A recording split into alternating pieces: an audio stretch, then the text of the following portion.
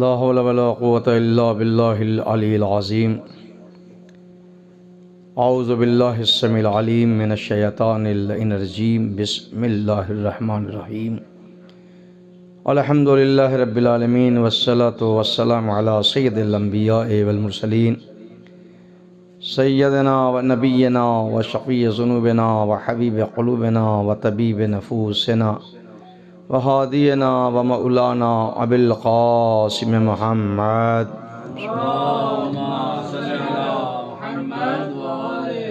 وعلى طیبین الطاہرین المعصومین المنتجبین المنتخبین بسم اللہ الرحمن الرحیم قال اللہ تعالی فی کتابہ المبین فتمنوا الموت ان کنتم صادقین صلوات۔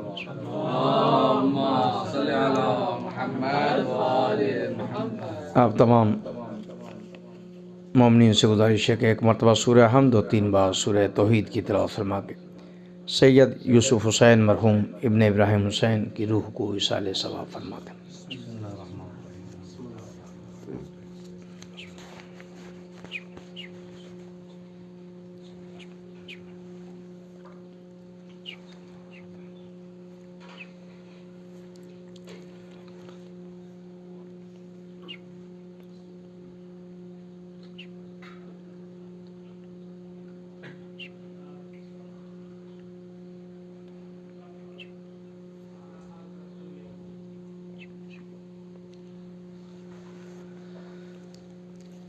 عزیزان محترم،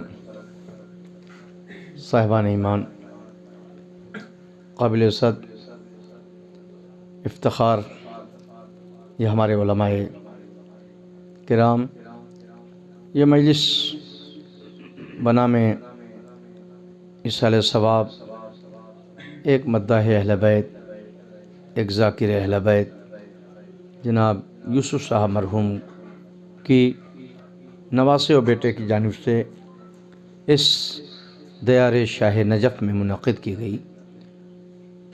اس کی سب سے بڑی وجہ یہ ہے کہ علی کے چاہنے والے کو موت آتی ہی نہیں، علی کا چاہنے والا انتقال کرتا ہے، مرتا نہیں ہے، اور جو مر جاتا ہے اس کا ذکر نہیں کیا جاتا، جو زندہ رہتا ہے اس کا ذکر کیا جاتا ہے۔ اس کی وجہ یہ ہے کہ مرتی وہ قوم ہے جس کا آقا مر جائے، جس کا پیشوا مر جائے، جس کا حاکم مر جائے۔ ہماری قوم اس لیے نہیں مرنے کے لیے پیدا ہوئی، ہمارا پہلا بھی زندہ ہے، ہمارا اوسط بھی زندہ ہے، ہمارا آخر بھی زندہ ہے، ہمارے کل کے کل زندہ ہیں، مرنے والے نہیں ہیں۔ میں نے قرآن مجید کی جس آیت کو اس مختصر سی مجلس کے لیے سرنامہ کلام قرار دیا، آپ صاحبان علم ہیں ماشاءاللہ، آپ دیار نجف میں رہتے ہیں، آپ سے بہتر کون اس جملوں کو، کون اس آیتوں کو سمجھ سکتا ہے کہ خالق موت و حیات نے اعلان کیا کہ فتمنوا الموت ان کنتم صادقین، اگر سچے ہو تو موت کی آرزو کرو، موت کی تمنا کرو۔ دیکھیے، تمنا ہمیشہ اس شے کے لیے کی جاتی ہے جس میں کوئی انسان کا فائدہ پایا جائے۔ کوئی تمنا اپنے نقصان جس عمل میں ہو وہ کبھی تمنا نہیں کرتا، اور اللہ کہہ رہا ہے کہ فتمنوا الموت ان کنتم صادقین، اگر سچے ہو تو موت کی آرزو کرو، موت کی تمنا کرو۔ مالک تیری بارگاہ میں سوال ہے کہ تو نے یہ فرمایا کہ فتمنوا الموت ان کنتم صادقین، اگر سچے ہو تو موت کی آرزو کرو، یہ کیوں فرمایا؟ عجب نہیں میرا مالک آواز دے، نادان تجھے معلوم نہیں ہے۔ یہی تو میں بتانا چاہتا ہوں، جس وقت بھی، جس زمانے میں بھی، جہاں بھی اگر کوئی موت سے فرار اختیار کرے تو اسے کاذب کہا جاتا ہے، جو موت کی تمنا کرے اسے صادق کہا جاتا ہے۔ تاریخ آپ کے سامنے ہے، بہت وضاحت کے ساتھ، مجھے پڑھنا بھی نہیں ہے۔ تو عزیزان گرامی، ہر دور میں اگر کوئی موت سے بچنے کے لیے پہاڑیوں پر پناہ لے رہا ہے تو اس کا مطلب ہمیں بتانے کی نہیں ہے کہ سچا تھا کہ جھوٹا تھا. قرآن بتا رہا ہے وہ کاذب تھا جو موت سے فرار اختیار کر رہا تھا. جو میدان جنگ میں جانے کی تمنا کر رہا تھا وہ صادق تھا. الحمدللہ اہل بیت نے موت کو یہ بتایا کہ جو موت سے بھاگے ہیں وہ سب کاذب تھے، جنہوں نے موت کی تمنا کی ہے سب صادق تھے. صلوات محمد و آل محمد.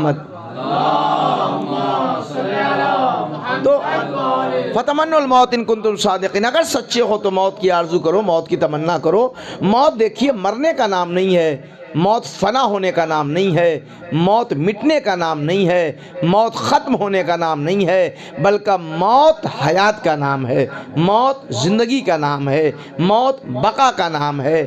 موت بقا کا اگر نام نہ ہوتا، پوری توجہ، موت اگر بقا نہ ہوتی تو میرا مولا یہ نہ فرماتا، شاہ نجف یہ نہ فرماتا کہ دن بھر میں تم کم سے کم ایک مرتبہ موت کو ضرور یاد کرو. دل چاہتا ہے مولا سے سوال کروں، اے شاہ نجف، جب موت ہی کی تمنا کرے گا، جب سب مر جائیں گے تو پھر آپ کا نام کون لے گا؟ آپ کو چاہنے والا کون ہوگا؟ عجب نہیں میرا مولا آواز دے، نادان تجھے معلوم نہیں ہے وہ قوم نہیں مرتی جس کا مولا زندہ ہو. وہ قوم نہیں مرتی جس کا مولا زندہ ہو، اور تو سوچ رہا ہے کہ مر جائے گا. مرے گا نہیں، انتقال ہو جائے گا. موت کا دوسرا نام ملاقات علی ہے. موت کا دوسرا نام ملاقات علی ہے. اور اگر ملاقات علی نہ ہوتا، اگر ملاقات علی نہ ہوتا تو دنیا کی واحد وہ قوم ہے جس کے لیے زان گرامی منزل عجیب ہے، بہت عظمت کی منزل ہے. دنیا میں جتنے بھی مذاہب پائے جاتے ہیں، کسی بھی مذاہب کے کنسپٹ میں یہ خیال نہیں ہے کہ زندگی میں کفن خریدا جائے. واحد ایک فقہ جعفری ہے جس کے یہاں یہ کنسپٹ اور یقین پایا جاتا ہے کہ وہ زندگی میں کفن خرید لے رکھتا ہے. میں کہوں گا بھائی آپ یہاں نجف سے جا رہے ہیں، آپ کربلا سے جا رہے ہیں، آپ ماں کے لیے کفن لے کے جا رہے ہیں، آپ باپ کے لیے کفن لے کے جا رہے ہیں. یہ باپ کو مرنے کا کیا ہے؟ تو آواز آئے گی مولانا تو معلوم نہیں ہے، ہمیشہ لباس زندوں کو پہنایا جاتا ہے، مردوں کو نہیں پہنایا جاتا. صلوات محمد و آل محمد پر. لباس ہمیشہ زندوں کو پہنایا جاتا ہے، مردوں کو تھوڑی پہنایا جاتا. اور مردوں کو جو پہنایا جاتا ہے، پوری توجہ، تو ایسا لباس پہنایا جاتا ہے نہ اس میں کوئی تصور ہی نہیں ہے. مسئلہ جیسے جیسے مذاہب ہوئے، جیسا حکم تھا ویسا کر لیا. مگر ہم نے اس لیے یہاں کا کربلا کا کفن دیا، ہم نے زندگی میں اس لیے کفن لے کے رکھا کہ ہمیں معلوم ہے کہ جب جب کفن دیکھتے جائیں گے ویسے ویسے الفت ملاقات علی بڑھتی چلی جائے گی، ملاقات علی بڑھتی جائے گی. اذان گرامی تو کہا فتمنوا الموت ان کنتم صادقین، اگر سچے ہو تو موت کی آرزو کرو، موت کی تمنا کرو. پھر قرآن نے کہا کہ کل نفس ذائقۃ الموت، ہر ذی حیات کو موت کا مزہ چکھنا ہے، کھانا نہیں ہے، چکھنا ہے. سوال یہ پیدا ہوتا ہے کہ قرآن نے چکھنے کا کیوں کہا؟ کھانے کو کہتے تھے. تو جب نہیں آواز آیا آپ کی طرف سے مولانا جو چیز کھائی جاتی ہے وہ ختم ہو جاتی ہے، جو چکھی جاتی ہے اس میں خود بخود اضافہ ہو جاتا ہے. کہا اچھا اضافہ ہو جاتا ہے؟ کہاں اضافہ ہو جاتا ہے؟ کہا اچھا چکھی کیوں جاتی ہے اور کھائی کیوں جاتی ہے؟ پوری توجہ دیکھیے، جو کھائی جاتی ہے اس میں کہیں نہ کہیں نقص بھی نکالا جاتا ہے، عیب نکالا جاتا ہے. آپ شادیوں میں گئے ہوں گے، شادیوں میں جب آپ کھانا کھا کے آتے ہیں تو کہتے ہیں نا کہ دیکھیے فلاں کے ولیمے میں سب کچھ تو تھا، چاول نہیں گلا تھا، ہے نا، سب کچھ تو تھا، سالن میں تیل زیادہ پڑ گیا تھا. مگر آج تک بتائیے، آپ شاہ نجف میں ہیں، ابھی کچھ لوگ نظر میں بھی گئے بھی ہوں گے، انصاف سے بتائیے کسی نے آج تک آپ سے کہا بھائی میں مولانا آفاق صاحب کے یہاں گیا، میں فلاں قیصر صاحب کے یہاں گیا، میں فلاں صاحب کے یہاں گیا، مگر آج نظر میں جو ہے نمک زیادہ ہو گیا تھا؟ آج تک کوئی ملا جو آپ سے یہ کہتا ہو کہ نمک زیادہ ہو گیا تھا؟ اس کا مطلب یہ ہے کہ دعوت اور ہوتی ہے، نظر اور ہوتی ہے نا. اور جو جیسے محترم و مکرم و معظم ہوتی ہے وہ چیز کھائی نہیں جاتی، چکھی جاتی ہے. جیسے ابھی 22 رجب گزری ہے، اسی شاہ نجف میں آپ نے نذر صادق علیہ السلام کیا ہوگا، تو آپ نے یہی کہا ہوگا آئیے نذر چکھ لیجئے۔ میں نے کہا کھانے کے لیے کیوں نہیں کہا؟ کہا جس میں لطف و مزہ جب پایا جاتا ہے وہ چکھی جاتی ہے۔ اس کا مطلب موت میں ذائقہ ہے، تو یہ ذائقہ آیا کیسے؟ سب تو موت کو تمنا کرتے ہیں، آپ بھی تمنا کرتے ہیں، ذائقہ آیا کیسے؟ تو پتہ چلا یہ ذائقہ موت کا الفت علی کی وجہ سے آیا ہے۔ یہ موت کا جو مزہ میرے اندر پیدا ہوا ہے یہ الفت علی کی وجہ سے پیدا ہوا ہے، الفت شاہ نجف کی وجہ سے پیدا ہوا ہے۔ اس کا مطلب ہے علی سے محبت کرتے جاؤ، موت مزیدار ہوتی چلی جائے گی۔ صلوات محمد و آل محمد۔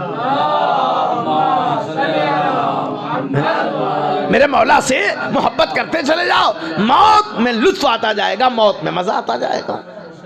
تو میں نے آپ کے سامنے بڑی جرات کی، لب کشائی کی، تو میں نے ایک بات کہی کہ آپ مرنے کے لیے پیدا نہیں ہوئے،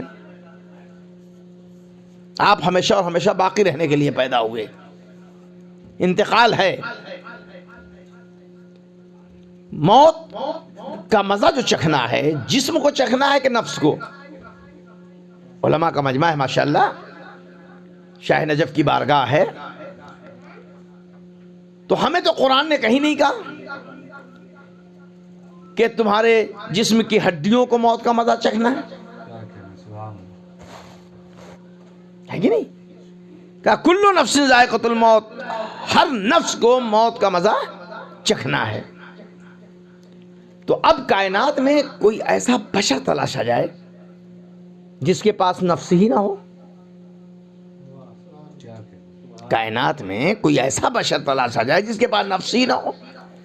تو کیا کائنات میں کوئی ایسا نفس ہے، کوئی ایسا انسان ہے جس کے پاس نفس نہ ہو؟ سوال تو ہے نا ایک پیدا، کوئی ایسا انسان آپ کے پاس ہے جس کے پاس نفس ہی نہ ہو؟ تو آپ کا جواب آئے گا مولانا اگر نفس ہی نہیں ہوگا تو زندہ کیسے رہے گا؟ ہے یا نہیں؟ بھائی مولا کائنات کو کس نے خلق کیا؟ اللہ نے۔ آپ کو کس نے خلق کیا؟ آپ کو کس نے بنایا؟ تو آپ کا جواب آئے گا اللہ نے۔ تو کوئی ایسا بشر تلاش کر کے لائیے جس کے پاس نفس ہی نہ ہو، اور اللہ کہہ رہا ہے کہ نفس کو موت کا مزہ چکھنا ہے۔ ہمیں تاریخ میں ایک بشر صرف نظر آیا، ایک بشر ہمیں نظر آیا کہ شب ہجرت سے پہلے نفس اس کے پاس تھا، مگر شب ہجرت بستر رسول پہ سویا تو اپنا نفس اللہ کے حوالے کر دیا، اللہ کی مرضی کا سودا کر لیا۔ تو اب یہ پتا چلا خدا مرنے والا نہیں ہے، خدا باقی رہنے والا ہے۔ تو خدا نے علی کے نفس کو لے لیا، تو جب تک خدا باقی ہے تب تک علی باقی ہے۔ اس لیے نفس کو موت کا مزہ چکھنا ہے، اور موت کا جب نفس کو مزہ چکھنا تو یہ نفس کون ہے؟ جسے نفس اللہ کہا جاتا ہے۔ بھئی اللہ کا نفس کہا جاتا ہے، کیوں؟ چونکہ اللہ نے نفس علی کو شب ہجرت خریدا تھا، اور علی نے 2 احسان اسلام پہ اس دن کیا تھا۔ جو شب ہجرت بستر رسول پہ سوئے تھے وہ 2 ذمہ داریاں اللہ نے علی کے حوالے کی ہوں گی۔ اے علی، آج یہ ذمہ داریوں کو تمہیں ادا کر دینا ہے، اگر ادا نہ کیا تو نصیری کا دعویٰ سچا ہو جائے گا، اگر تم نے آج یہ عمل انجام نہ دیا تو نبوت کو خطرے میں ہو جائے گا۔ اس کا مطلب علی جو شب ہجرت بستر رسول پہ سوئے تھے، ایک سونا دوہری ذمہ داری تھی، الوہیت کو بھی بچایا، نبوت کو بھی بچایا۔ بھئی الوہیت کو اس لیے بچایا نصیری کا دعویٰ سچ ہو جاتا، نبوت کو اس لیے بچایا اگر علی نہ سوتے تو نبی نہ بچتا۔ تو جب نبوت الوہیت کو جو بچا لیتا ہے، اب اللہ کہتا سنو نبی میرا بچایا، الوہیت میری بچائی، تو میں تمہارے نفس کو خرید نہ لوں تو خدا نہ کہنا۔ صلوات محمد و آل محمد پر۔ نفس کو خرید لیا تو مولا کائنات نے اپنا نفس علی کے اللہ کے حوالے کر دیا، اور وہ بھی سودا ہوا۔ تاریخ آپ کے سامنے ہے، بھائی سودا بھی کیسے ہو رہا؟ بار بار آنے والا کہتا اٹھو اٹھو علی، اللہ تمہیں بلا رہا، آواز دے رہا۔ اس دن اتنے علی خوش ہیں، کہتے پروردگار سے کہہ دو جو لینا ہے لے لے، جو دینا ہے دے دے۔ لہذا آج مجھے سونے دے آرام سے، سکون سے۔ یا علی آج سو کیوں رہے ہیں؟ کہ یہی تو میں بتانا چاہتا ہوں کہ جو سوتا ہے وہ خدا نہیں ہوتا۔ نصیریو تمہارا دعویٰ غلط ہے، اور آج میں ایسی چادر اوڑھ کے سوؤں گا کہ کل تک جو سوال کرتے ہیں کہ نبی کے جسم سے نور نکلتا تھا یا نہیں نکلتا تھا، جب علی کی چادر سے نور نکل رہا ہے تو محمد کی بات ہے۔ صلوات محمد وآل محمد پر۔ تو فتمنوا الموت ان کنتم صادقین، اگر سچے ہو تو موت کی آرزو کرو، موت کی تمنا کرو۔ تو موت مرنے کا نام نہیں ہے، موت زندگی کا نام ہے، موت بقا کا نام ہے، موت حیات کا نام ہے، موت ایک تبدیلی کا نام ہے، یہاں سے دوسری کائنات میں چلے جانے کا نام ہے، بس۔ اب مسئلہ یہ ہے آپ کے سامنے کہ بہت سے مذاہب پائے جاتے ہیں، بہت سے مسالک پائے جاتے ہیں۔ تمام مسالک کے لوگ جو مسلمان ہیں وہ قرآن پڑھتے ہیں، قرآن پہ یقین کرتے ہیں، حضور کو مانتے ہیں، حضور کی احادیث پر عمل کرتے ہیں۔ تو اب ایک سوال یہ ہے اسی آیت کے ضمن میں نے کہا کہ ہم مرنے کے لیے پیدا نہیں ہوئے، ہم زندہ رہنے کے لیے پیدا ہوئے۔ تو یہ بتائیے مردوں کو پڑھایا جاتا ہے کہ زندوں کو؟ بھائی مردوں کو پڑھایا جائے گا کہ زندوں کو؟ نبی نے فرمایا علم حاصل کرو مہد سے لحد تک۔ لحد زندگی میں ملتی ہے کہ مرنے کے بعد ملتی ہے؟ صاحبان علم فہم ماشاء اللہ۔ بھائی زندگی میں ملتی ہے کہ انتقال کے بعد؟ کہا تو مرنے کے بعد ملے گی۔ تو اب نبی فرما رہے ہیں کہ علم حاصل کرو مہد سے لحد تک۔ یہ مہد والے فقرے پر تو سب آمادہ ہیں۔ دیوبندی کے ہاں بچہ پیدا ہوا تو اس نے بھی اذان دیا، بریلوی کے ہاں پیدا ہوا تو اس نے بھی اذان دیا، اہل حدیث کے ہاں پیدا ہوا تو اس نے بھی دیا، جماعت اسلامی کے ہاں پیدا ہوا تو سب اس نے بھی دیا، شیعہ کے ہاں پیدا ہوا تو اس نے بھی دیا۔ مگر کوئی ایسا طبقہ سوائے ہمارے نہیں ملا جو لحد میں پڑھا رہا ہو۔ کوئی ایسا ہمیں فرقہ نہیں ملا جو ہمیں لحد میں پڑھا رہا ہو۔ بھئی یہ نبی یہ حدیث مولا کی علی کی تھوڑی ہے، یہ تو نبی اعظم کی ہے، اس پہ تو کسی کو اختلاف بھی نہیں ہے۔ تو سب پڑھاتے ہیں۔ جیسے ہی آغوش میں بچہ آیا گوشت کے لوتھڑے کی شکل میں، پوری توجہ، گوشت کے لوتھڑے کی شکل میں سب نے اذان و اقامت کہی۔ کسی مولوی کو بلایا، کسی مؤذن کو بلایا، کسی قاری قرآن کو بلایا، کسی حافظ قرآن کو بلایا، سب نے دیا۔ مگر لحد میں سوائے ہمارے کسی نے نہیں پڑھایا۔ پروردگار بات سمجھ میں نہیں آئی، انہوں نے بھی تو پڑھایا مہد میں، لحد میں کیوں نہیں پڑھاتے؟ عجب نہیں آواز آئے، یہ تو اپنے اپنے مقدر کی بات ہے۔ جن کے کانوں میں ولایتی اذان پڑی، جن کے کانوں میں ولایتی اذان پڑی ہے وہ مہد میں بھی پڑھیں گے، لحد میں بھی پڑھیں گے۔ جنہیں صرف بغیر حب علی کی آواز ملی ہے وہ مہد میں تو پڑھ لیں گے، لحد میں نہیں پڑھیں گے۔ کیا کیوں نہیں پڑھیں گے؟ کیا انہیں کوئی زندہ مولا ملا ہی نہیں ہے جو زندگی کی ضمانت لے لے؟ صلوات محمد وآل محمد۔ تو لہذا موت زندگی ہے، موت فنا نہیں ہے، موت بقا ہے۔ تو آپ نے دیکھا جیسے ہی مرنے میں ہمارے کہاں انتقال ہوا، آپ نے دیکھا جب مہد میں آیا تھا تو وہاں بھی جو اذان و اقامت دی گئی غسل سے پہلے نہیں، غسل کے بعد پارچے میں لپیٹ کر کے، اور جب تشریح کو بولا جیسے ہی اذان ہوئی پوری توجہ، آپ نے دیکھا اذان ہوتی ہے، اذان دی جاتی ہے۔ وہاں پہ اگر میں جا کے کہہ دوں بیٹا تمہارے ابا کے اتنا بینک بیلنس ہے،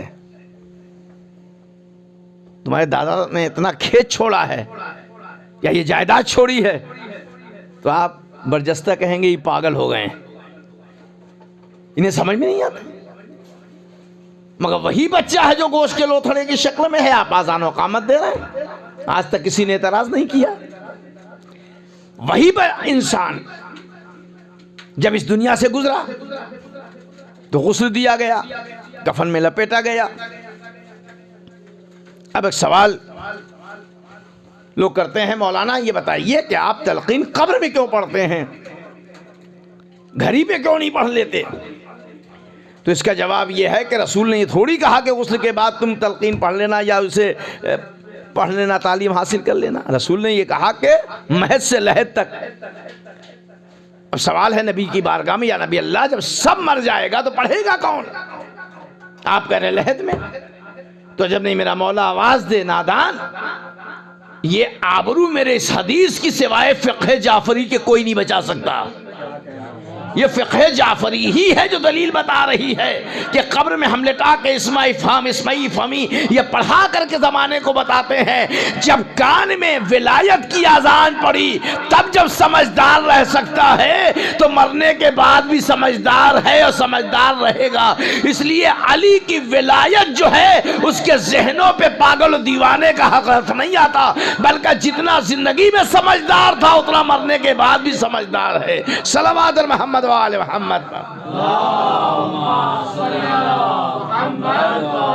تو بہرحال جو ذکر اہل بیت کر کے دنیا سے گزر جائے، مرحوم یوسف صاحب بڑے عاشق حسین ابن علی تھے، انہوں نے بہرحال اس دیار میں آ کے زیارت کا بھی شرف حاصل کیا۔ میں اکثر اشرا ان کے گاؤں میں پڑھتا ہوں، اکثر وہ پیشخانی مجلس سے قبل مرحوم کیا کرتے تھے، بڑے مہذب و نیک انسان تھے۔ بہرحال تو اب ایک بات یہ ہے کہ موت مرنا نہیں ہے، فنا نہیں ہے، موت بقا ہے، موت زندگی ہے۔ میں نے بار بار کہہ رہا ہوں موت زندگی ہے۔ زندگی اس لیے ہے کہ اس نے حیات جو پائی ہے وہ محبت اہل بیت میں، اور پھر نبی کی حدیث ہے کہ اہل بیت کی محبت رکھنے والا مرتا نہیں، فقط مات شہیدہ، صرف اور صرف وہ شہید ہے، اور جب شہید ہے تو زندہ ہے، زندہ ہے، اور زندگی کے لیے غذا ضروری ہے۔ اب ملت اسلامیہ کے لوگ سوال کرتے ہیں مولانا جب مر گیا تو اس کے لیے یہ فاتحہ کیوں ہے، یہ 40واں کیوں ہے، یہ مجلس کیوں ہے؟ تو آپ دیکھیے جب جیسے حالات ہوتے ہیں ویسی غذا کی ضرورت ہوتی ہے۔ کبھی کبھی انسان حیات آکسیجن کے ذریعے سے بھی ہوتی ہے، کبھی ٹیبلٹ کے ذریعے بھی زندہ رہتا ہے، کبھی کبھی انسان آکسیجن کے ذریعے سے زندہ رہتا ہے، یعنی حیات کے لیے کہیں نہ کہیں سے اسے کوئی غذا دی جاتی ہے۔ تو یہ جو ہمارے کے ہاں ایصال ثواب ہے، مجلسیں ہیں مرنے والے کے ایصال ثواب کے لیے، انتقال والے کے لیے، یہ بھی غذا ہے اور غذائے روحانی ہے۔ اب یہ ہے غذائے روحانی، تو آپ غذائے روحانی کا کیوں کرتے ہیں؟ تو چونکہ جب تک وہ ہمارے درمیان تھا، وہ ہمارے جیسا تھا، وہ اپنی ضروریات کو پورا کر لیا کرتا تھا۔ آج وہ دیار اہل بیت میں پہنچا ہے انتقال کے بعد، تب وہاں بھی وہ غذا پہنچنی چاہیے جو وہاں کا مطالبہ ہے۔ تو اب جو مطالبہ ہے وہاں کا وہ یہی ایصال ثواب ہے۔ یہ ایصال ثواب جو ہے، پوری توجہ، یہ ایصال ثواب جو ہے، یہ جو ہم اپنے انتقال کرنے والوں کے لیے کہہ رہے ہیں، مٹنے والوں کے لیے نہیں، زندہ رہنے والوں کے لیے، تو یہ ایصال ثواب ہم پہنچاتے ہیں۔ اب مسئلہ یہ ہے کہ جو سوال کرتے ہیں کہ کیسے پہنچتا ہے وہ سن لیں۔ بھئی آپ انصاف سے بتائیے کہ یہ ایصال ثواب پہنچتا ہے یا نہیں پہنچتا؟ کسی کا عقیدہ ہونا پہنچتا، مشیعوں کا عقیدہ ہے کہ پہنچتا ہے۔ تو آپ کہیے گا مولانا قرآن تو وہ بھی پڑھتا ہے اور آپ بھی پڑھتے ہیں، کعبہ وہ بھی جاتا ہے، کعبہ آپ بھی جاتے ہیں، مولا علی کی زیارت کو وہ بھی آتے ہیں، آپ بھی آتے ہیں، تو یہ بات سمجھ میں نہیں آتی کہ وہ کہتے ہیں نہیں پہنچتا، آپ کہہ رہے ہیں پہنچتا ہے۔ میں یقین کے ساتھ کہہ رہا ہوں، شاہ نجف کی بارگاہ میں کہہ رہا ہوں کہ جو ایصال ثواب کیے جاتے ہیں وہ پہنچتا ہے۔ اس کی دلیل زندہ یہ ہے، پوری توجہ۔ ایک فرقہ یہ کہتا ہے کہ یہ ایصال ثواب، چہلم، میلاد، 40واں، یہ سب بیکار ہے، بدعت ہے، یہ نہیں پہنچتا۔ میں کہتا ہوں پہنچتا ہے۔ اب ہو سکتا ہے کوئی انسان سوال آپ سے کر لے، ہم سے کر لے، پہنچنے کی دلیل بتائیے کیا ہے۔ مثال کے طور پہ میں ابھی آپ کے اس دیار میں، مولا کے دیار میں آیا ہوں، میں زیارت کر کے اپنے وطن واپس جاؤں گا۔ ایک صاحب یہیں ملے اور حسن امام صاحب میں انشاءاللہ طور پہ آئے، انہوں نے کہا مولانا آپ جا رہے ہیں؟ تو ذرا سا ہمارے وطن خرم آباد پہنچیے گا تو یہ سامان فلاں صاحب کے حوالے کر دیجئے گا، ہے نا. مثال کے طور پہ آفاق صاحب آئے، ہمارے لیے وسلم آگے بڑھے، انہوں نے کہا ارے آپ تہذیب صاحب کو یہ امانت دے رہے ہیں؟ کہا کہ مت دیجیے. کہا کیوں؟ کہا ایک مرتبہ میں نے دیا تھا، دیکھیے مثال ہے، دیا نہیں تھا، پوری توجہ ہے نا. تو انہوں نے نہیں پہنچایا. اب آپ کے ہاتھ جو بڑھے تھے ہمیں دینے کے لیے وہ رک گئے. آپ نے کہا، ہم نے کہا دے دیجئے. کہا نہیں آپ معتبر نہیں ہیں، امین نہیں ہیں، لہذا یہ پہنچے گا نہیں. تو جیسے ہی آپ کو یقین ہوا کہ نہیں پہنچے گا تو آپ نے روک لیا، اور جیسے ہی آپ کو یقین ہو گیا کہ نہیں پہنچ جائے گا تو آپ نے دینے میں ذرہ برابر سوچا نہیں، غور نہیں کیا، فوراً کہا مولانا دے دیجئے گا، یہ میں پہنچا دوں گا. پوری توجہ. بس فرق اتنا ہی ہے کہ جسے کوئی امین نہیں ملا، جسے کوئی امین نہیں ملا اس کے کہاں بدعت ہے. جسے 14 امین مل گئے، بھائی جسے 14 امین مل گئے اس کے کہاں جائز ہے. اب یہی وجہ ہے کہ ہم ان 14 امینوں کے ذریعے سے کبھی مجلس کا ثواب پہنچاتے ہیں، کبھی قرآن خوانی کا ثواب پہنچاتے ہیں، کبھی نیاب الزیارہ ہو کے پہنچایا دیا کرتے ہیں، کبھی قرآن پڑھ کے جواتے ہیں. وہ کہتے ہیں بدعت ہے. صحیح کہہ رہے ہو، تم اپنی جگہ بہت سچے ہو، اس لیے تمہیں کوئی امین ملا ہی نہیں. ہمیں تو الحمدللہ 14 امین ملے. ہم نے جو بھی پہنچایا ان کے ذریعے سے پہنچایا. ہر وہ بینک بند کر دیا جاتا ہے جس کا مینیجر چور ہو جائے، ہر وہ مینیجر ترقی کرتا ہے جس کا مینیجر امین ہو. تمہیں دین کا مینیجر بے ایمان ملا، ہمیں دین کا جو مینیجر وہ ایماندار ملا ہے. صلوات محمد و آل محمد پر.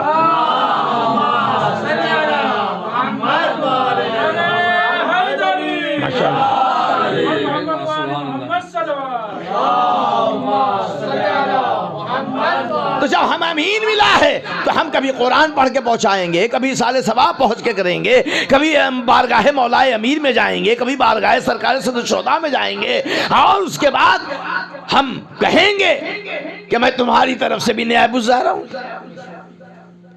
اکثر آپ نے دیکھتے ہو. اس پر بھی ایک صاحب نے سوال کیا، مولانا آپ لوگ برابر لکھ دیتے ہیں کہ میں آپ کی طرف سے زیارت کر رہا ہوں، آپ کی طرف سے زیارت کر رہا ہوں. زیارت آپ کرتے ہیں اور کہتے ہیں فلاں فلاں کی طرف سے ہو گیا.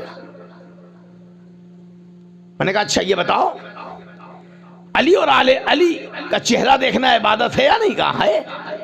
کہ روزے کو دیکھنا عبادت ہے یا نہیں؟ کہا ہے بالکل عبادت ہے. ہم نے کہا صرف یہ نظر بھی اگر کر لیا کہ ہم نے یہ روزہ دیکھا فلاں کی جانب سے بھی تو آپ کو مل جائے گا. کہتے کیسے؟ ہم نے کہا سنو، جہاں غنی نہیں ہوتا وہ محدود ہوتا ہے، جو غنی کی بارگاہ ہوتی وہ محدود نہیں ہوتی. اب لینے والے کے ظرف پہ ہے کہ کتنا لینا چاہتا ہے نا. تو بات جب آئی ہے موت کی ہے، بہرحال اسی پہ میں باقی رہ جاؤں. تو فتمنوا الموت ان کنتم صادقین، اگر سچے ہو تو موت کی آرزو کرو، موت کی تمنا کرو. اور اسی قرآن میں اللہ نے یہ بھی فرما دیا کہ ہر چیز کو فنا ہے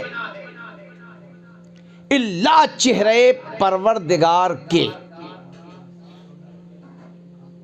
ہر چیز کو فنا الا چہرے پروردگار کے. اب سوال یہ پیدا ہوتا ہے، آپ علماء ہیں ماشاءاللہ، اللہ چہرے والا ہے یا نہیں؟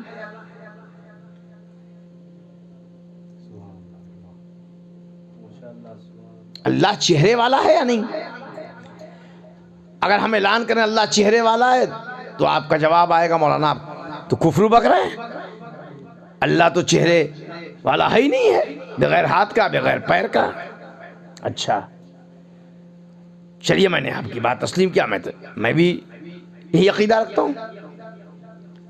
مگر اللہ خود قرآن میں کہہ رہا ہے کہ ہر شے کو فنا ہے اللہ چہرے پروردگار کو. مالک وہ ہے کون سی ذات؟ وہ کون سی ذات ہے جو تیرا چہرہ ہے؟ عجب نہیں، مالک آواز دے، ابھی مت پوچھ، تیرا رجب آنے دے تب پوچھ، تیرا رجب آنے دے تب پوچھنا وہ کون سی شے ہے۔ جب محمد خانہ کعبہ سے علی کو لے کے نکلے تو جب نہیں جبریل آئے ہوں اور آنے کے بعد پوچھا ہو نبی اللہ یہ تو بتائیے یہ بچہ جو آیا ہے پڑھا کس کو ہے؟ بھئی یہ چہرہ کس کو پڑھا، آنکھ کس کو پڑھی، آنکھ کس کو پڑھی؟ تو بھائی آپ یہی کہتے ہیں نا اما جس کے لیے آیا جس کے گھر میں آیا اس کو پڑھا، یا باپ کو پڑھا ہے یا دادا کو پڑھا ہے؟ تو اب یہ آئے تھے اللہ کے گھر میں تو پڑھتے کسے؟ جیسے ہی پوچھنے والے نے پوچھا ہوگا فوراً نبی نے کہا ہوگا مسکرا کے، پوچھتے ہو ہاتھ کسے پڑھا تو دیکھو ہاتھ کی بات کرو گے تو ید اللہ ہے، آنکھ پوچھتے ہو کسے پڑھی تو یہ عین اللہ ہے، چہرہ پوچھتے ہو کسے پڑھا تو وجہ اللہ ہے۔ اب تو یہ طے ہو گیا، شیعہ سنی دیوبندی بریلوی سب اتنا تو ضرور مانتے ہیں کوئی کچھ ہو جائے کریم اللہ وجہہ سوائے علی کے کوئی نہیں ہو سکتا۔ تو بھائی آپ بھی تو مان گئے کہ اس کا مطلب ہے اللہ کا چہرہ کوئی ہے، تو جب اللہ کے کرم کا چہرہ دیکھنا ہوگا تو کوئی اور ذات نہیں ہے، وہ ذات علی بن ابی طالب ہے۔ تو اگر کرم پروردگار کو سمجھنا ہے تو علی کو سمجھتے جاؤ، کرم پروردگار حاصل ہوتا چلا جائے گا۔ یہ کرم زندوں پہ بھی ہوتا ہے، یہ کرم مردوں پہ بھی ہوتا ہے۔ صلوات محمد وآل محمد۔ موت زندگی ہے، موت فنا نہیں ہے، موت بقا ہے بس۔ عزیزان گرامی تو موت زندگی ہے، موت بقا ہے، موت مٹنا نہیں ہے، فنا نہیں ہے۔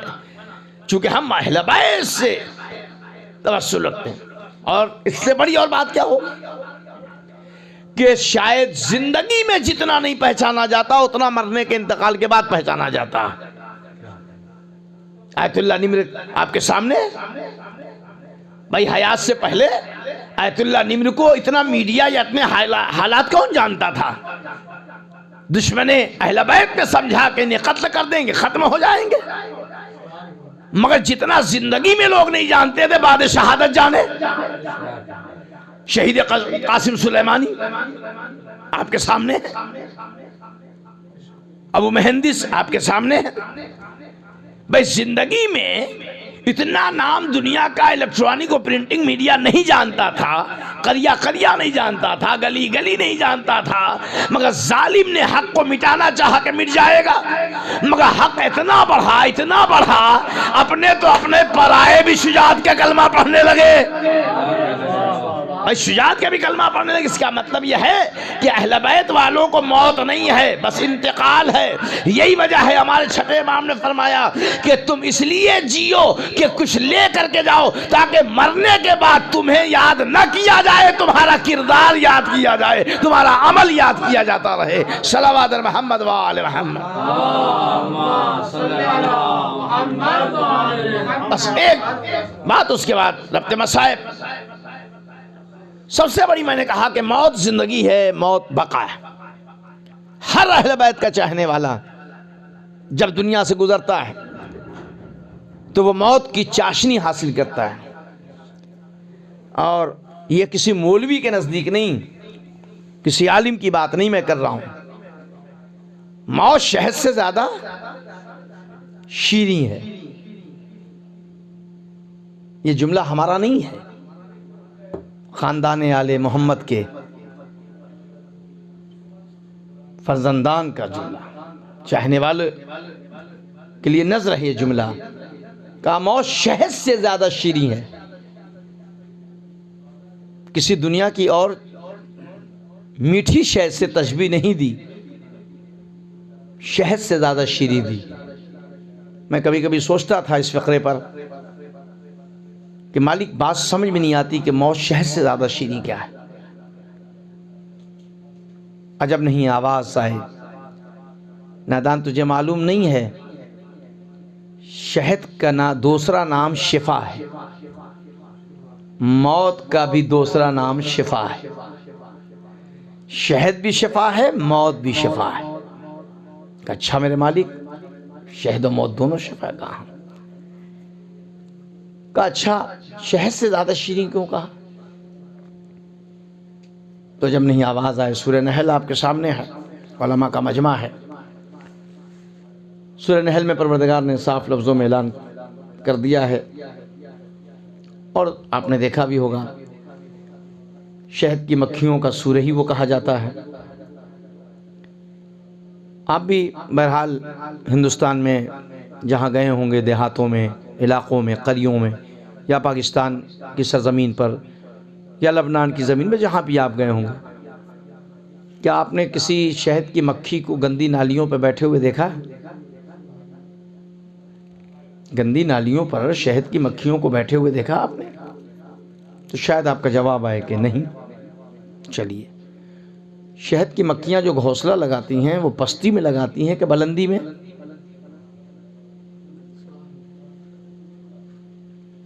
پستی میں کہ بلندی میں؟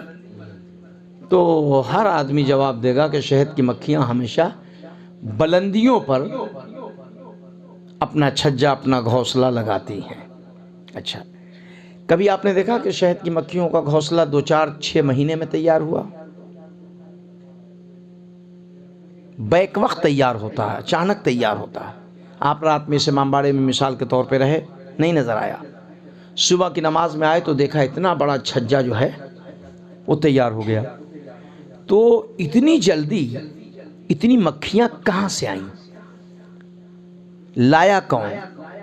لانے والا کون؟ ابھی میں اس امام باڑے میں تشریف لایا، اس مدرسے باب الحوائج میں، تو ابھی آپ حضرات نہیں تھے، 2 3 لوگ ہم لوگ تھے۔ کبھی کبھی بڑا پروگرام ہوتا ہے، اس میں بھی یہی ہوتا ہے کہ 2 4 10 لوگ ہوں، اچانک جو ہے ایک مجمع چلا آتا۔ تو یہ شہد کی مکھیاں جو پھیلی ہوئی رہتی ہیں وہ اچانک کیسے سمٹ کے آ جاتی ہیں؟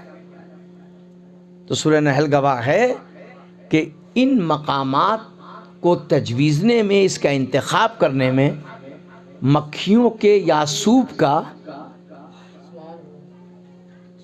اثر ہے۔ یعنی جیسے ہی یاسوب آیا اور بیٹھا، اور جیسے ہی بیٹھا تو اس یاسوب کی خوشبو کا اثر اتنا ہوتا ہے، اتنا اثر ہوتا ہے کہ دیگر آفاق صاحب قبلہ کہ دیگر پھیلی ہوئی مکھیاں اپنے یاسوب کی خوشبو کو محسوس کرتی ہیں، اور اس خوشبو کو محسوس کر کے اس دائرے میں آ جاتی ہیں کہ میرا یاسوب بیٹھا ہوا ہے۔ جب اللہ مکھیوں کے یاسوب کو اتنی اثر دیتا ہے کہ پھیلی ہوئی مکھیاں اپنے یاسوب کی خوشبو سے جمع ہو جاتی ہیں، تو ہم شیعوں کو بھی اتنی عقل ہے کہ اپنے شیعوں کو کیسے بلایا جائے، تو ہم بھی ذکر یاسوب الدین چھیڑ دیتے ہیں، علی کے چاہنے والے جمع ہو جاتے ہیں، علی کے چاہنے والے جمع ہو جاتے ہیں۔ یہ علی کی محبت کی خوشبو ہے، پوری توجہ۔ تو شہد کی مکھیاں بلندی پہ لگاتی ہیں، اور شہد کی ایک تعریف یہ حکماء نے جو لکھی ہے کہ شہد وہ شے کا نام ہے کہ جیسے ہی کوئی چیز ملا دی جائے غلط، تو وہ شہد کچھ دن کے بعد اپنا آپا کھو دے گی، وہ شہد ختم ہو جائے گی، وہ شہد کی جو تعریف ہے وہ ختم ہو جائے گی۔ اور جب اصلی شہد جتنی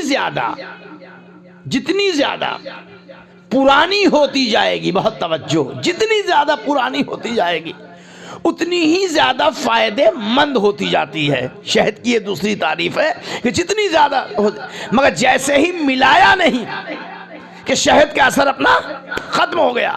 یعنی اب پتہ یہ چلا کہ جب شہد کی مالک جو یاسوب ہے، جب یاسوب اس شہد میں ملاوٹ برداشت نہیں کرتا تو علی کی محبت اپنے میں ملاوٹ کیسے برداشت کرے گی؟ تو علی کی محبت میں سوائے صادقین کی محبت کے باطلوں کی محبت ملاوٹ مت کیا کرو، ورنہ نماز بھی باطل ہو جائے گی، روزہ بھی باطل ہو جائے گا۔ صلوات محمد و آل محمد۔ تو شہد کی مکھیوں سے ایک بات پتہ چلی کہ میٹھاس، وجہ یہ ہے کہ اس میٹھاس میں ذرہ برابر بھی ملاوٹ نہیں ہونی چاہیے۔ اب ایک بات میں نے کہی تھی، بس اب تو مصائب اس جگہ پہ کہ شہد کی مکھیاں بلندیوں پہ گھونسلہ لگاتی ہیں، اور کبھی کبھی بستیوں میں دیکھا بھی ہوگا، کبھی کبھی بستیوں میں بھی دیکھا ہوگا گندی نالیوں پہ بیٹھ جاتی ہیں۔ تو جب شہد کی مکھیاں چلتی ہیں نا اپنے گھونسلے سے تو یعصوب سے اجازت لیتی ہیں، کیا میں جا سکتی ہوں؟ تو یعصوب اجازت دیتا ہو، کہتا ہے کہ جاؤ، مگر جیسے جا رہی ہو ویسے ہی آنا، یعنی پاک جا رہی ہو تو پاک آنا، یہاں پہ نجس غذا لے کے مت آنا، نجس غذا لے کے مت آنا۔ کبھی کبھی آپ نے دیکھا ہوگا کہ شہد کی مکھیوں کے گھونسلے کے نیچے مکھیاں دو حصوں میں تقسیم ملتی ہیں، ہزاروں مکھیاں ہیں قبلہ، مگر چند مکھیاں جو زمین پہ گری ہوئی۔ جب پہنچا میں نے دیکھا چند مکھیوں کا مرڈر کیا گیا، قتل کیا گیا۔ میں نے کہا یعصوب ان مکھیوں کا قصور کیا تھا؟ ان کا قاتل کون ہے؟ ان کو مارنے والا کون ہے؟ دو حصوں میں تقسیم کرنے والا کون ہے؟ آخر ان کا قصور کیا تھا؟ تو عجب نہیں، مکھیوں کا یعصوب آواز دے۔ جب یہ گئی تھی تو میں نے کہا تھا کہ پاک غذا لے کے آنا، نجس غذا لے کے مت آنا، لہٰذا یہ نجس غذا لے کے آنے کا حشر یہ ہے کہ انہیں میں نے قتل کر دیا۔ ہم اپنے گھونسلے میں اپنے اس گھر میں ہم نجس برداشت نہیں کرتے۔ جب شہد کے مکھیوں کا یعصوب اپنے چھجوں میں نجس کو برداشت نہ کرے تو علی اپنے بز میں میں صلوات محمد وآل محمد پر،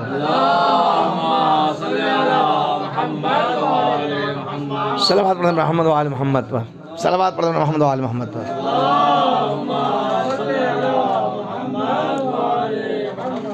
تو عزیزان گرامی ذرا غور فرمائیں کہ موت فنا نہیں ہے، موت بقا ہے، اور علی کے دیار میں رہنے والا موت کی تمنا نہ کرے تو کون کرے گا؟ لہٰذا ہم موت کی تمنا اس لیے ہی کرتے ہیں کہ ہم زندہ اور قائم اور دائم رہیں۔ ہم مولا علی کے چاہنے والے ہیں۔ آج 28 رجب المرجب کی شب بھی ہے۔ آپ جانتے ہیں کہ 27 تاریخ معراج پیغمبر اسلام کی بعثت، اور یہ دن بہرحال گزرا، اور شب 28 ہے۔ 28 رجب ایک تاریخ اسلام کا بہت اہم دن ہے، اور اتنا اہم دن ہے کہ اگر اس تاریخ کو بھلا دیا جائے تو کربلا نامکمل رہ جائے گی۔ آپ جس مقام پر ہیں آج، اس میں ہمیں اپنے مولا کو ان کے فرزندوں کا پرسہ دینا ہے۔ وطن ہر انسان کو پیارا ہوتا ہے، ہر عزیز کو پیارا ہوتا ہے۔ وطن کی بڑی اہمیت ہے۔ آپ اتنے زمانوں میں شاہ نجف میں ہیں، مگر جب وطن کی بات آتی ہوگی تو وطن ضرور یاد آتا ہوگا۔ ابھی ہمارے یہ نوجوان علماء نے کہا کہ مجھے 10 سال ہو گیا، مجھے 6 سال ہو گیا، مجھے 5 سال ہو گیا، مگر کوئی یہ نہیں کہتا کہ اللہ نہ کرے کہ مجھے وہ دن آئے کہ میں وطن جاؤں۔ ہر آدمی چاہتا ہے کہ وطن کی تمنا کرتا، وطن کو یاد کرتا، مگر اگر یقین ہو کسی کو کہ اب جو وطن چھوڑوں گا میں زندگی میں نہ ہوں گا، تو آپ انصاف سے بتائیے کہ وہ وطن کیسے چھوڑ رہا ہوگا، وہ وطن سے کیسے رخصت ہو رہا ہوگا۔ عزیزان گرامی، انسان کی زندگی کا عظیم امتحان اس دن ہوتا ہے جب کسی کا وطن چھوٹ رہا ہو۔ آپ نے دیکھا، آپ جب نجف آئے ہوں گے تعلیم کے سلسلے سے، علم حاصل کرنے کے سلسلے سے، تو آپ یقین مانیں جب چلنے لگے ہوں گے تو آپ کے اعزا نے، اقربا نے، ماں نے، بہن نے، رشتہ دار نے یہی کہا ہوگا میرا بھائی، میرا بیٹا بہت دور جا رہا ہے، اسے ایک حدود تک لا کر کے وہ چھوڑتا ہے اور الوداع کرتا ہے۔ مگر ہاں عزیزان گرامی، اللہ اللہ، یہ وہ شب ہے کہ جو بڑی قیامت کی شب ہے۔ فرزند زہرا کا وطن چھوٹ رہا ہے۔ عزیزان گرامی، حسین آمادہ ہو رہے ہیں کربلا جانے کے لیے۔ عزیزو آپ تو کربلا کے قریب بیٹھے ہیں، ذرا ان عزاداروں سے پوچھو جن کے ذہنوں میں جب یہ 28 رجب آتی ہے تو یہ تصور کرتے ہیں ہائے فرزند زہرا نے کیسے وطن چھوڑا، ہائے فرزند زہرا نے کیسے اپنے مدینے کو الوداع کہا۔ اے عزیزان گرامی، جب ہم اور آپ چلتے ہیں نا کہیں وطن سے، تو اگر ماں نہیں ہوتی تو ماں کی قبر پہ جا کے کہتے اماں خدا حافظ، اماں نانا نہیں ہوتا تو کہتے خدا حافظ۔ جب فرزند زہرا مدینے سے چلنے لگا نا تو ماں کی قبر پہ آیا، ماں کی قبر پہ آنے کے بعد حسین نے ہاتھ رکھا، رکھنے کے بعد آواز دی اماں تیرا فرزند کربلا جا رہا ہے، اے اماں اب حسین دوبارہ مدینے لوٹ کے نہ آئے گا، اے اماں جب یہ قافلہ لوٹا ہوا کربلا سے آئے تو اسے قبول کر لینا۔ اے عزیزان گرامی، وہ 28 رجب سن 60 ہجری کا دن ذرا یاد کرو کہ جب عزیزان گرامی حسین زینب کو لیے ہوئے، ام کلثوم کو لیے ہوئے، اے عزیزان گرامی آگے بڑھ رہے ہیں، اور ایک 18 برس کا کڑیل جوان بیٹا بھی ہے جسے حسین اپنے ہمراہ لے جا رہے ہیں۔ اللہ نہ کرے کوئی پردیس آئے اور اس کی بہن وطن میں بیمار ہو، ذرا پوچھو حضرت علی اکبر سے کہ جب اس آخری وقت میں اپنی بہن کو رخصت کیا ہوگا تو جناب صغرا نے کیا کہا ہوگا؟ صغرا نے یہی کہا ہوگا بھیا جا تو رہے ہو مگر بہن کو لینے ایک مرتبہ ضرور آ جانا، بہن بغیر تمہارے نہ جیے گی۔ اے عزیزو آج عباس بھی ہمراہ ہیں، جناب زینب بھی ہمراہ ہیں، حسین آئے، حسین غریب آئے، آنے کے بعد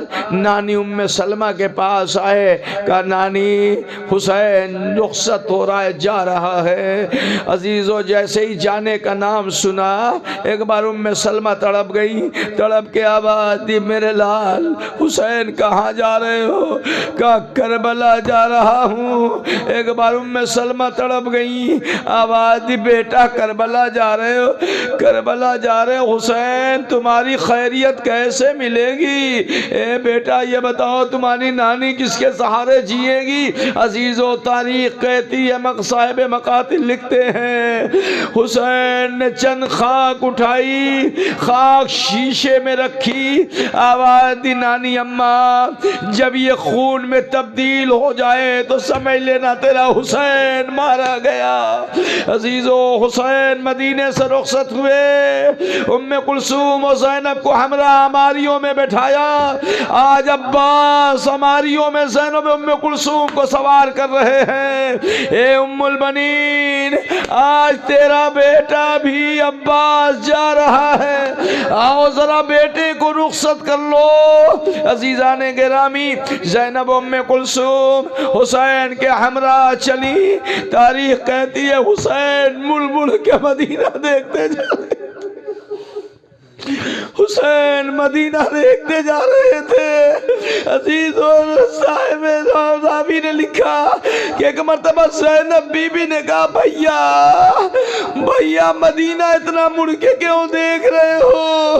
حسین نے آواز دی بہنا اب حسین کو دوبارہ وطن آنا نصیب نہ ہوگا، اے بہن وطن چھوٹ رہا ہے، اے نانا کے روزے حسین سلام کہہ رہا ہے، اماں سلام قبول کر لو۔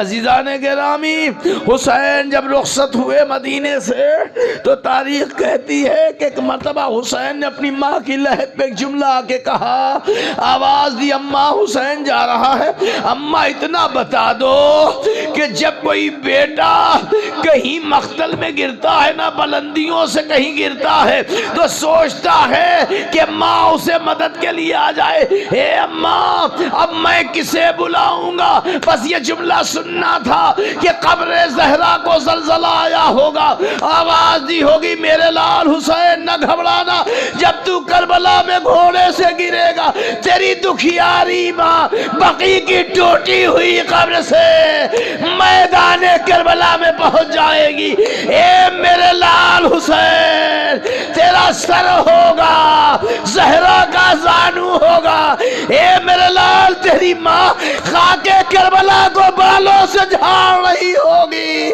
تیری بہن زینب ایک آواز دے رہی ہوگی، ہائے میرا بھیا 3 روز کا بھوکا پیاسا کند خنجر سے ذبح کر دیا گیا، کوئی نہ تھا جو میرے بھائی کی پیاس کو بجھاتا۔